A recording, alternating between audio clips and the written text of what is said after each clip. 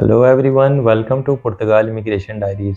आज की वीडियो में आपसे डिस्कस करेंगे कि अगर खुदा न खास्ता आपको कोई मेडिकल इशू हो जाता है और आप पुर्तगाल में नए हैं और आपके पास कोई डॉक्यूमेंट नहीं है, कोई कार्ड नहीं है, तो उसमें आप क्या कर रहे होंगे और कहाँ से जाके आपका ट्रीटमेंट होगा। तो इस पूरी वीडियो को आपने देखना है और इस चैनल को ज़रूर सब्सक्राइब करें। जी, तो पुर्तगाल में एक इदारा है जिसको कहते हैं एसएनएस। और अब ये एसएनएस जो है वो होता क्या है, इसकी एब्रीविएशन जो है वो सर्विसो नेशनल दे सऊद इसको कहते हैं। ये शॉर्ट में एसएनएस ही कहलाया जाता है। अच्छा, अगर किसी के साथ खुदा न खास्ता कोई इशू होता है और जब तक कि उसकी यहाँ पे पेपर फाइल नहीं हुए होते हैं, तो उसको किस तरह ट्रीट किया जाएगा। उसको सबसे पहले ये पहले होता ये था कि आप डायरेक्ट इमरजेंसी में चले जाते थे, वहाँ ट्रीटमेंट होता था और फिर जो है वो आपको उसकी बिलिंग वगैरह की जाती थी। लेकिन अब एक एसएनएस इदारे को इन्होंने नॉमिनेट किया है, तो आपको एसएनएस को कॉल करनी होगी। एसएनएस 24 का जो नंबर है, यानी एसएनएस 24 आवर्स वाला जो है, उसका नंबर मैं आपके साथ शेयर कर देता हूँ। 8082 42424 8082 42424 ये एसएनएस 24 का नंबर है।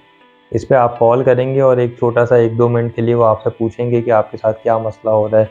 तो आप उन्हें अपनी कंडीशन बताएंगे, तो वो उस कंडीशन को देखते हुए जब तक कि वो एम्बुलेंस आपके पास आ रही होगी, तो उस वक्त तक के वो जो है राब्ता करके जो भी नियरेस्ट हॉस्पिटल होगा उनसे पूछ लेंगे कि ऐसे पेशेंट को कहाँ पे लेके जाना है।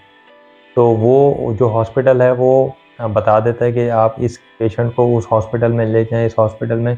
ताकि ये होता है कि जब आप उस हॉस्पिटल पहुँचते हैं, तो उन्हें पता होता है। यहाँ ऐसा नहीं होता पाकिस्तान, इंडिया की तरह कि एकदम आप हॉस्पिटल चले गए और आपका ट्रीटमेंट होना शुरू हो गया। तो यहाँ का सिस्टम थोड़ा-सा डिफरेंट है। तो जब आप हॉस्पिटल पहुँच जाते हैं, अच्छा ये हम उस केस की मैं बात कर रहे हैं कि कोई इमरजेंसी हो गई है और आपके पास एसएनएस नंबर नहीं है, आप नए हैं यहाँ पे, तो आप हॉस्पिटल पहुँच जाते हैं और जो भी इमरजेंसी है यहाँ पे, नॉर्मली यहाँ 3 से 5 घंटे का टाइम लगता है। 4 घंटे, 3 घंटे, 5 घंटे, ये गवर्नमेंट हॉस्पिटल की मैं आपको सिचुएशन बता रहा हूँ।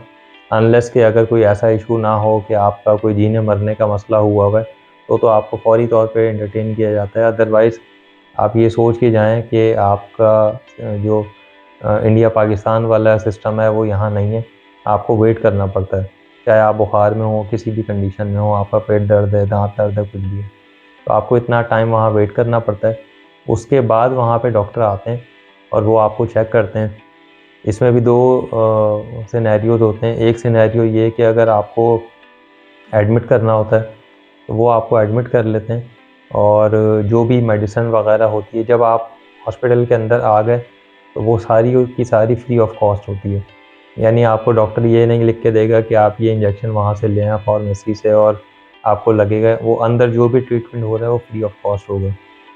दूसरा सिनेरियो ये है कि अगर आपको वो रूटीन चेकअप करके और आपको मेडिसिन लिख देते हैं, तो आप जो भी प्रिस्क्राइब मेडिसिन होगी आपकी, वो आप जाएँगे फार्मेसी और उसकी जो डॉक्टर की जो उन्होंने लिखा होगा, उसकी बेस पे जितने दिन का लिखा हुआ होगा उतने ही दिन की मेडिसिन मिलेगी।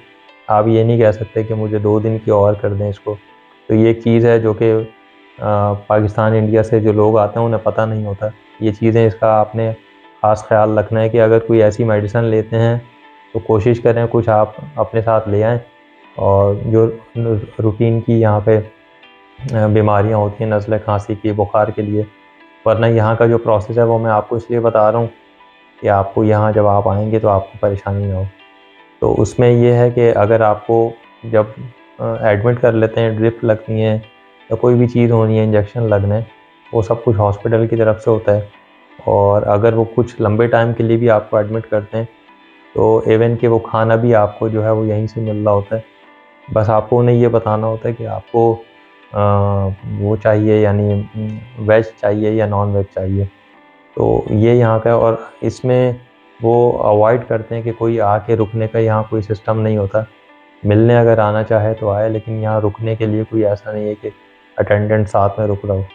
तो अल्लाह ना करे कि किसी के साथ भी ऐसी सिचुएशन हो, लेकिन ये बता रहा हूँ इसलिए हूँ मैं, ताकि जो भी लोग आ रहे हैं वो उससे अवेयर हों कि यहाँ 3-4 घंटे से पहले इमरजेंसी में डील नहीं किया जाता।